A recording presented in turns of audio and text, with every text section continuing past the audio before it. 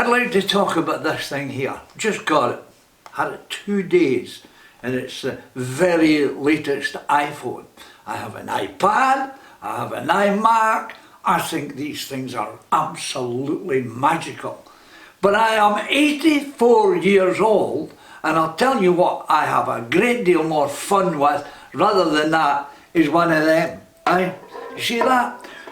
I had some mates in here yesterday, and we sat and we played ukuleles and we sang. And the collective age of that group was in here was about 500 years. We all had one of these. But we don't use it every minute of every day. Because this is the thing. Do you have one of these? Do you use it? Or does it use you? I think you are being taken in. This is for gathering information, marketing information every time you use it. They've got these people out there on Facebook and all these channels out there collecting information. What are you interested in? What are you talking to your friends and your mates about? And you're quite addicted to this. A very close friend of mine, a man of senior years who I greatly admire and respect, and I'm sitting having a conversation with him, and everything I say I've got to think well that I don't misquote, because he Googles it right away. And you'll say, no, what? No, there's 7 chords in that song and you're only playing 5. And quite frankly, that pisses me off.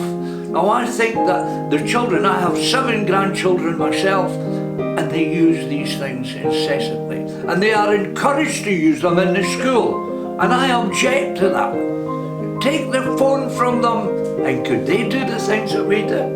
Oh, I've got a wee thing that I say to my grandkids quite regularly when they say, Grandad, you'll get it on your iPhone, you just do that and that. So don't you patronise me about how good this thing is. I taught you how to use a spoon. No, it's these very much everyday things in life that our children, our grandchildren, the next generations are not getting any use of. And I object to this. So I'm going to throw you a wee challenge here. I'm throwing out you a challenge. So let's just say, look, okay, we know you maybe use these, you're so accustomed to using them now. I think you're addicted to them. I don't think you could do without it. I think it would be painful for you to turn your phone off for 1 single hour.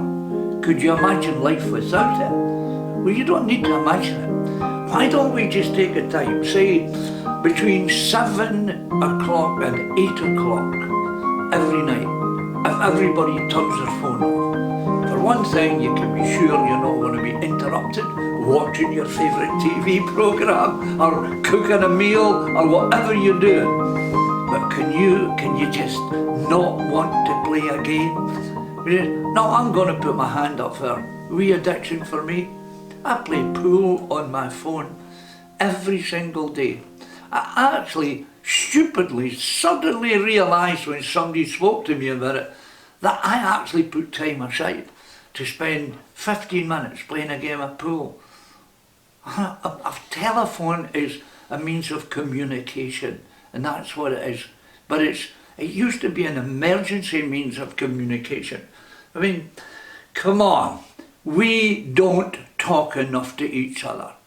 Just a crowd of people yesterday sitting singing with ukuleles, and everybody's going, isn't that some magic? It's great, we're laughing and whatnot. There's no laughter in using a telephone.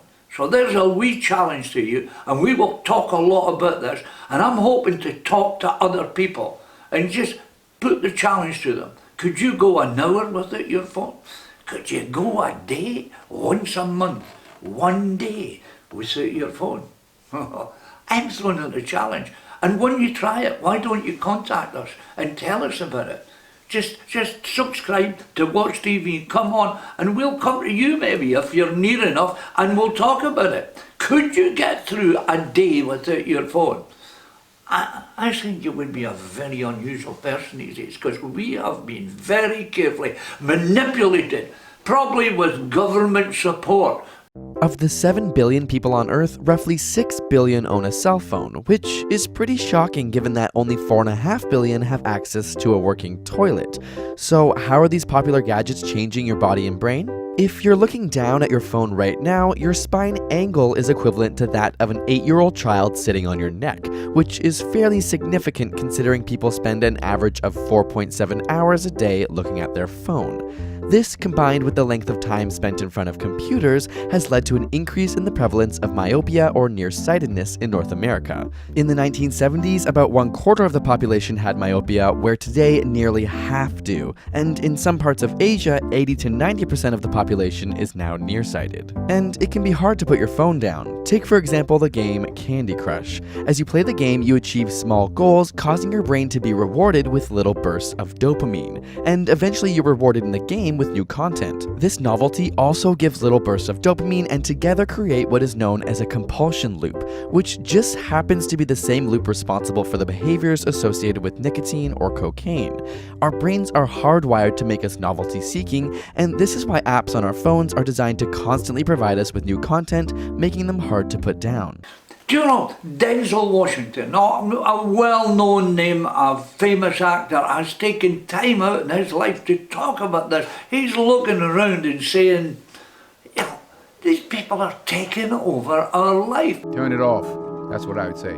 It's hard for young people now because they're hooked. They're addicted. If you don't think you're addicted, and I'm talking about anyone, from the highest to the lowest, if you don't think you're addicted, then see if you can turn it off for a week. Got quiet in here, didn't it? Didn't it get real quiet? We have to ask ourselves, what is the long-term, if not the short-term effect of too much information? We know that engagement with social media and our cell phones releases a chemical called dopamine. That's why when you get a text, it feels good, right? So, we've all had it where you're feeling a little bit down or feeling a bit lonely, and so you send out 10 texts to 10 friends, hi, hi, hi, hi, hi. Because it feels good when you get a response, right? Right? It's why we count the likes. It's why we go back 10 times to see if my Instagram is growing slower. Did I do something wrong? Do they not like me anymore, right? And I am told, I'm not the expert, but I am told by people I respect that we are allowing our children to be addicted. Games are being actually produced that will be addictive, that the children get hooked on them and cannot live without them, and it costs money. It's just a money-making machine. If you think that internet gaming addiction isn't real, you haven't talked to Richmond dad Rick McDonald. Teresa Lalonde reports on a growing problem. It's called an internet cafe, but really it's all about video games, places to play even if parents ban it. The coffee shops or even the public library. They go to the public library and get on the computers. So how do you shut it down? Rick McDonald believes his 20-year-old son is addicted to gaming. Places like this aren't helping. So other than taking possession of his computer and not allowing him to take his computer out of the house, there's not much else we can do. If they need to play and they're not allowed to be at home, or they can't play at school, they will access other computers. And the internet cafes is a perfect example for that. If I was to go out and play sports for 3 or 4 hours, I'd be like, well, that's a great idea. But the second I sit down in front of a computer and turn on a microphone and start chatting, everyone's like, whoa, hang on, man, we got a problem here. Andrew McDonald is upgrading his grade 12. He aims to attend university next year and doesn't think he needs to stop gaming for hours on end to do it. I mean, you might think, well, what can you do about it? Well, what can I do about it? I'm just one guy. But I'm starting a campaign, I hope, that people will recognise this. Do you know that they no longer even have to type the thing in? They just talk to some Alexa, get me this. Alexa, what do I do next?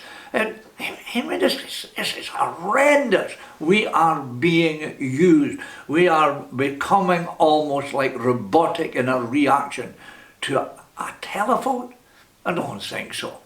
No. You want to listen to the people who really know, because they're trying to alert us to the fact our children are being used on social media. They're being hooked on games. They cannot put the phone down. Their mums and dads are being hooked on it.